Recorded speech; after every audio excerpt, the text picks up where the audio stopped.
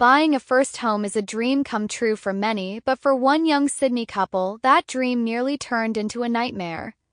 Beatrix Faulkner and her partner, Mike, had spent years saving up for a house deposit, making sacrifices and carefully planning their future. Finally, after months of searching, they found the perfect home, a beautiful place where they could start the next chapter of their lives. Excited and relieved, they proceeded with the final step, transferring the deposit. Everything seemed to be going smoothly. Their real estate agent sent them the bank details, and without hesitation, they transferred the large sum, feeling a rush of excitement.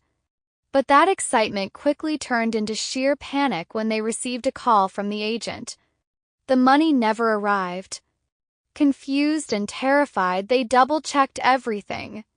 Transfer had gone through, but to the wrong account. Somewhere along the way, a tiny mistake had been made. The bank details they had been given were incorrect. Their entire house deposit, the money they had worked so hard to save, had vanished into someone else's account. Their hearts sank. What if the recipient refused to return the money? What if they had just lost their future home? Desperate, they contacted their bank, hoping there was a way to reverse the transfer. But the response was not reassuring. Once a transfer is processed, banks have limited control over retrieving the funds.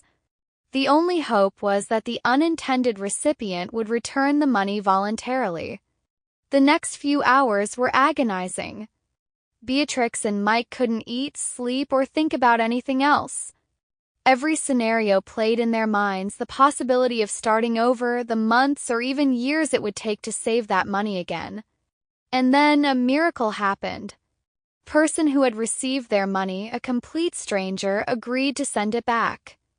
With shaking hands, they watched as their bank balance was restored. The relief was overwhelming. It was as if they had been given a second chance at their dream. Looking back, they realized how lucky they were. Could have ended very differently. They now share their story as a warning to others. Always double-check bank details. Call the recipient before transferring large amounts of money. And, if possible, do a small test transfer first. This experience taught them a valuable lesson, one they hope others will learn without going through the same terrifying ordeal. In the end, they got their house, but they also got a story they would never forget.